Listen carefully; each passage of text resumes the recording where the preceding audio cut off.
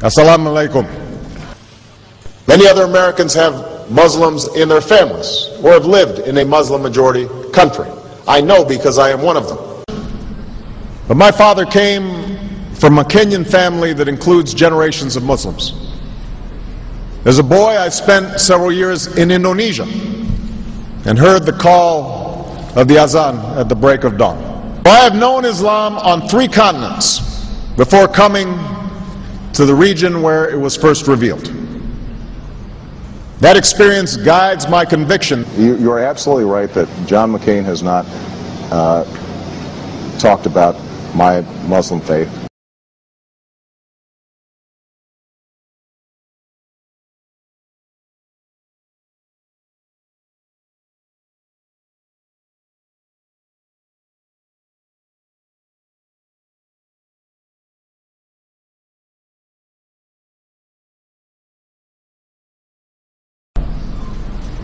As the Holy Quran tells us, the Holy Quran teaches that, the Holy Quran tells us, and the Holy Quran also says,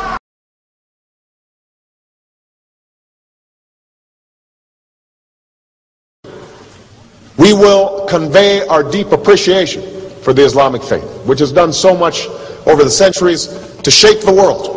I would like to speak directly to the people and leaders of the Islamic Republic of Iran. Their great and celebrated culture. Over many centuries, your art, your music, literature, and innovation have made the world a better and more beautiful place. We know that you are a great civilization, and your accomplishments have earned the respect of the United States and the world. I also know civilization's debt to Islam. It was Islam at places like Uluzar that carried the light of learning through so many centuries, paving the way for Europe's Renaissance and Enlightenment. It was innovation in Muslim communities that developed the order of algebra, our magnetic compass and tools of navigation, our mastery of pens and printing, our understanding of how disease spreads and how it can be healed. Islamic culture has given us majestic arches and soaring spires, timeless poetry and cherished music, elegant calligraphy, and places of peaceful contemplation. They have fought in our wars, they have served in our government, they have stood for civil rights, they have started businesses, they have taught at our universities, they've excelled in our sports arenas, they've won Nobel Prizes, built our tallest building, and lit the Olympic torch. And when the first Muslim American was recently elected to Congress, he took the oath to defend our Constitution using the same Holy Quran. In ancient times and in our times, Muslim communities have been at the forefront of innovation and education.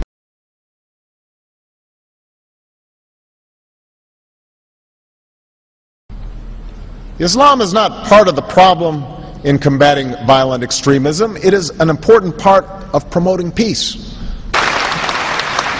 The enduring faith of over 1 billion people is so much bigger than the narrow hatred of a few. In the United States, rules on charitable giving have made it harder for Muslims to fulfill their religious obligation.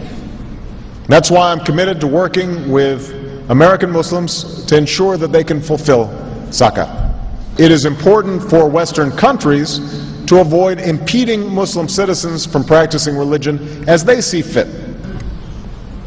And I consider it part of my responsibility as President of the United States to fight against negative stereotypes of Islam wherever they appear.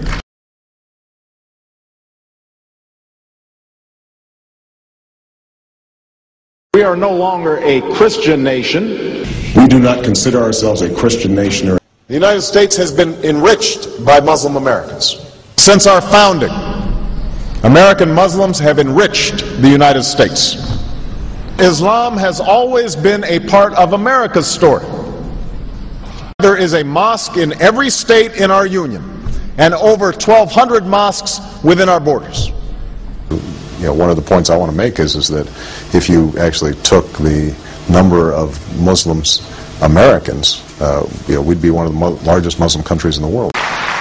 Let there be no doubt, Islam is a part of America.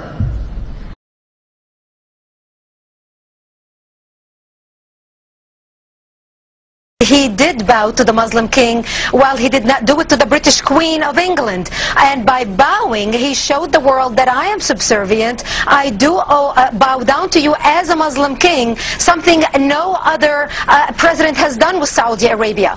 The Saudi king is his peer. He is not his subordinate in order to bow for him. And this is exactly what Obama did. Usually it is out of respect that someone would nod his head when bowing to royalty, and the ladies will give curtsy. But Obama went beyond what is required as a head of state and bowed to the Saudi king, and that's unacceptable. It sent the wrong symbol. When you say it sends the wrong signal, what signal do you think it sends? It sent a message that Islam is superior to any other master or king or president in the world, that an American president bowed to a Muslim king. It also sent a message that terrorism and jihadism is giving Islam the respect it should have on the world stage, to the point that it made an American president, for the first time in history, bow to a Muslim king.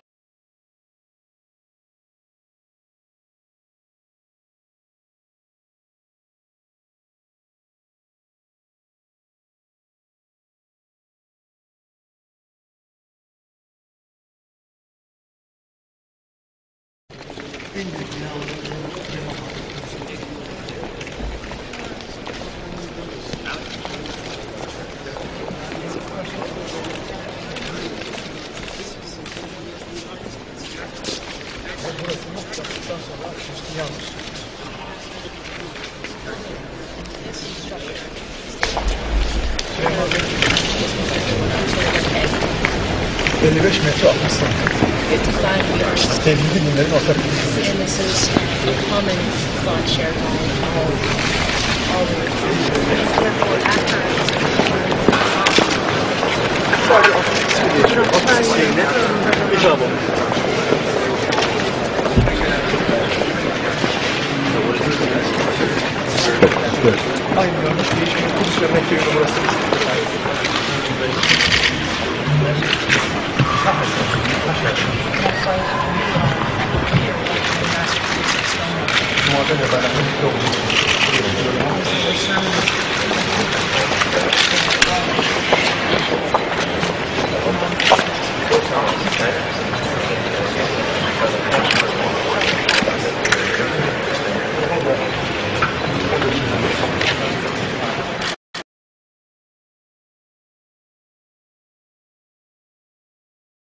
Presidential candidate Barack Obama is trying to change political fashion. He gave a speech in Iowa City today, and he wasn't wearing an American flag pin. Those pins have become synonymous with politicians since 9/11. Obama says he doesn't like how the pin has come to represent patriotism in America.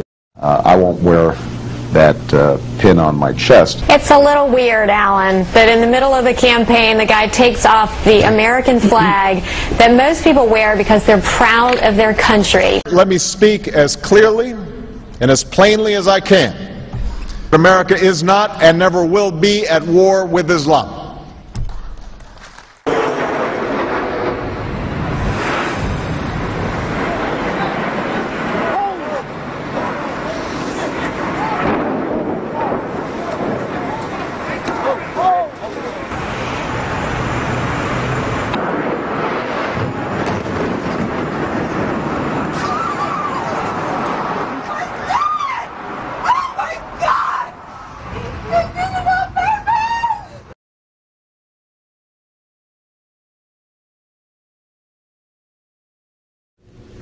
Thank you.